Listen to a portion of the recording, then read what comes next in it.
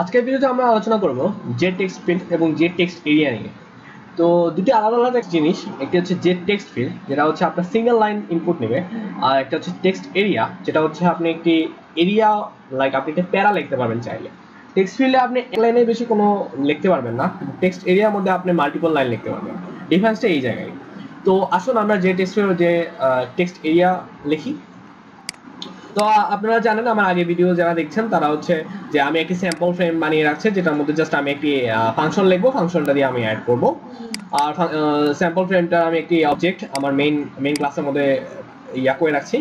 তো সবার প্রথমে আপনাদের আমি কিছু ড্র্যাগ এন্ড ড্রপ অপশন দেখাই, যেটা হচ্ছে আপনার প্যালেট থেকে আমরা ড্র্যাগ এন্ড ড্রপ করবো। তো আমি একটু জুম করে দেখাই।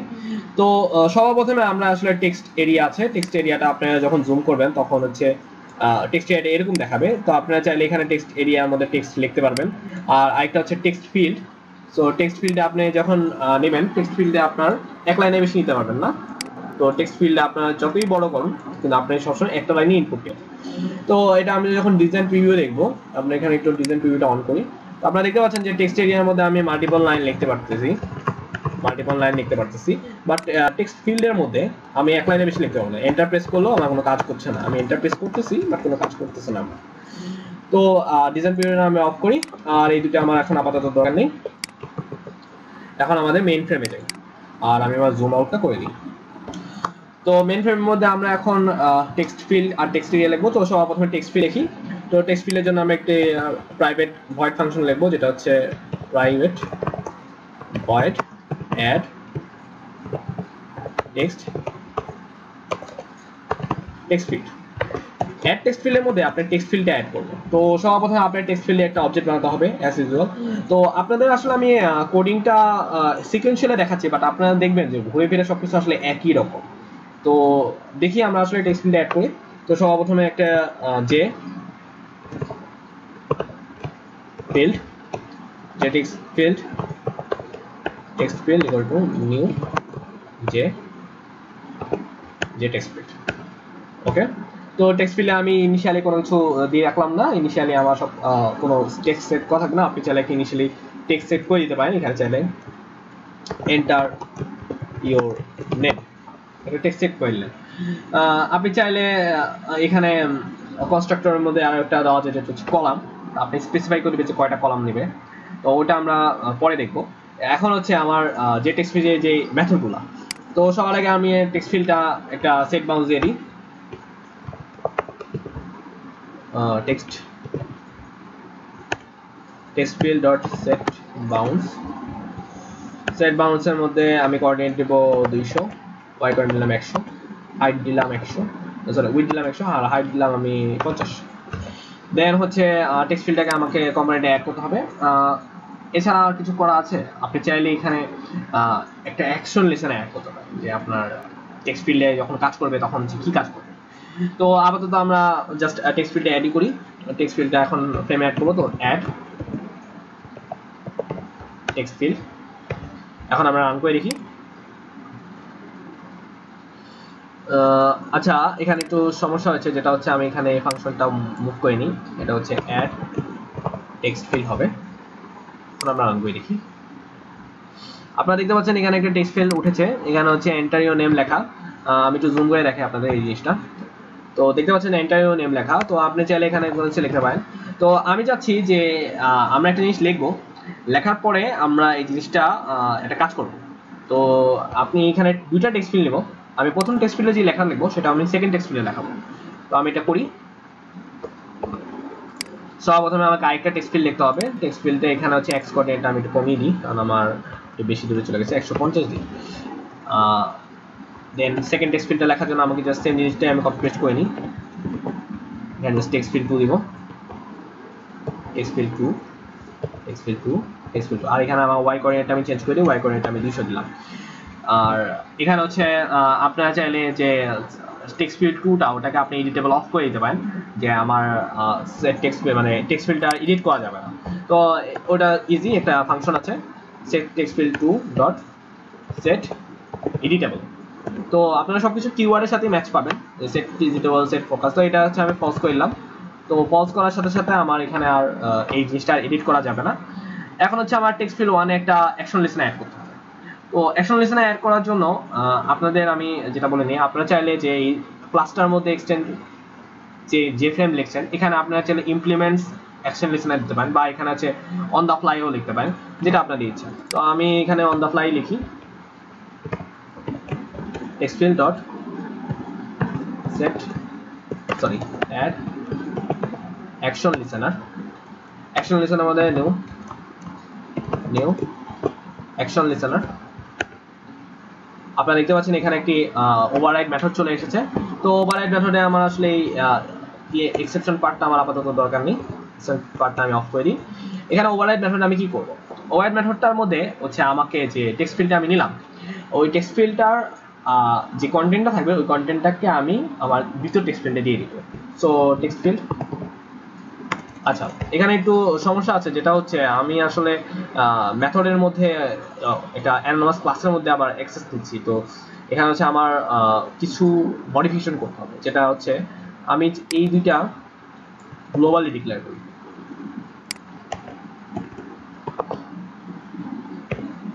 কারণ আমাকে আসলে একটা ক্লাস থেকে আরেকটা ক্লাসে অ্যাক্সেস নিতে হলে আমাকে এটা গ্লোবালি ডিক্লেয়ার করে রাখতে হবে, তাহলে হচ্ছে আমার সবগুলা ক্লাসই নিতে পারবে। আমি এটা পাবলিক দিয়ে দিই যেন কোনো সমস্যা নয়, পাবলিক, এটাও পাবলিক দিলাম। ওকে, তার মানে হচ্ছে আমি এখন সব ক্লাস ইউজ করতে পারবো পাবলিক দেওয়ার। তো আমি এখানে যে টেক্সট ফিল্ড উঠিয়ে দিই, এখানেও যে টেক্সট ফিল্ড উঠিয়ে দিই, দেন হচ্ছে আমি এখানে যে টেক্সট ফিল্ডে অ্যাক্সেস নেব, টেক্সট ফিল্ড আপনারা দেখতে পাচ্ছেন টেক্সট ফিল্ডে এখানে আমি একটা স্ট্রিং নিই, string str text field dot gate text দিয়ে হচ্ছে আমরা যে টেক্সটটা আপনি লিখবেন সেটা হচ্ছে গেট টেক্সট দিয়ে নিয়ে আসতে হবে। দেন হচ্ছে সেট টেক্সটে যেতে হবে, সেট টেক্সটটা হচ্ছে টেক্সট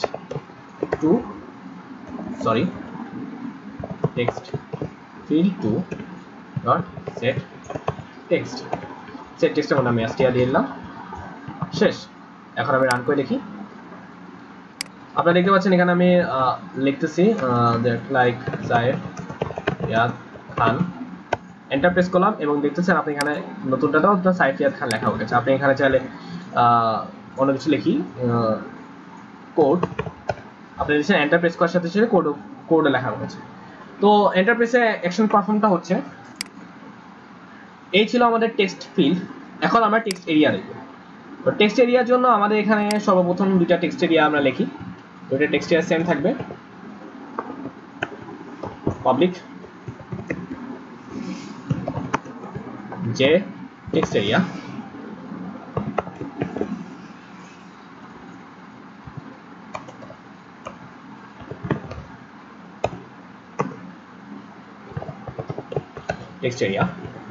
এটাকে আমি কপি করি,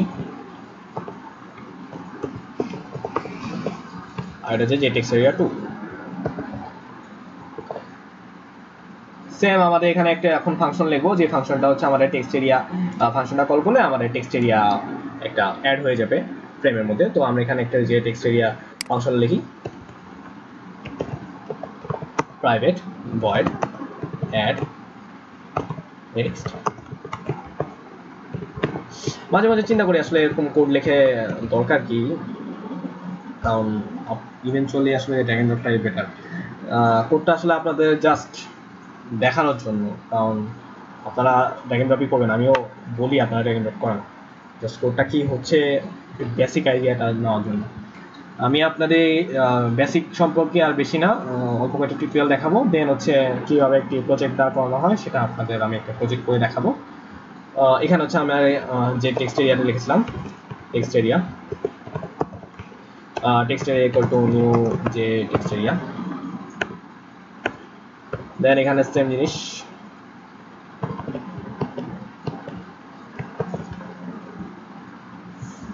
কন্ট্রোল ডি চাপলে না কন্ট্রোল এল চাপলে মনে হয় ডুপ্লিকেট হয়, ভুলে গেছি।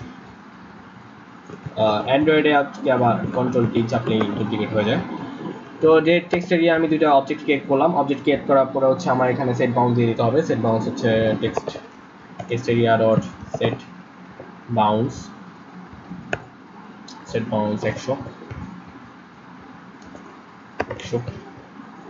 100 করে দিয়ে রাখলাম 100। আপাতত আসলে এখানে লিসেনার অ্যাড করার দরকার নেই, কারণ লিসেনার আপনারা কিভাবে অ্যাড করবেন আপনারা বুঝতেই পারছেন যে text area dot add action. ও আচ্ছা, এখানে আবার অ্যাকশন লিসেনার অ্যাড করা যায় না। তো আপনার কিছু ড্রব্যাক আছে, যেখানে এখানে হচ্ছে আপনার অ্যাড কম্পোনেন্ট লিসেনার মধ্যে অ্যাড করতে হবে। তো কম্পোনেন্ট লিসেনারের মধ্যে নিউ কম্পোনেন্ট লিসেনার অ্যাড করতে হবে। তো এটা আসলে আমরা এখন কমপ্লিকেশনে না যাই, আমরা আপনাদের সিম্পল জিনিস দেখাই, কারণ কমপ্লিকেশনের পার্টটা আমরা পরে আলোচনা করব। টেক্সট এরিয়া আমি সেট বাউন্স করলাম, এখন জাস্ট আমাকে ফ্রেমে অ্যাড করে দিতে হবে। তো অ্যাড টেক্সট এরিয়া, তো আমার এখানে আসলে সেকেন্ড অবজেক্টটা ক্রিয়েট করার দরকার নেই, আমি এটা 9 নিলাম। তো এখানে জাস্ট আমার অ্যাড টেক্সট এরিয়া ফাংশনটা কল করব এবং রান করে দেখি। আপনারা দেখতে পাচ্ছেন এখানে সাদা একটি বক্স আছে, আমরা একটু জুম করে দেখি, যেখানে সাদা একটি টেক্সট এরিয়া বক্স আছে। টেক্সট এরিয়া বক্সের মধ্যে আমরা টেক্সট লিখছি এবং এভাবে টেক্সট এরিয়া বক্সটা, এছাড়াও আপনাকে এটা অটো স্ক্রল লেভেল করে দিতে হবে। তো অটো স্ক্রল লেভেলটা কিভাবে করব, এখানে জাস্ট একটি ফাংশন ভাবে লিখলেই হয়ে যায়। অনেকদিন হচ্ছে আসলে র কোড করি না, তো আসলে ভুলে গেছি কিভাবে আসলে কোডগুলা, মানে কিছু মেথড ভুলে গেছি আর কি।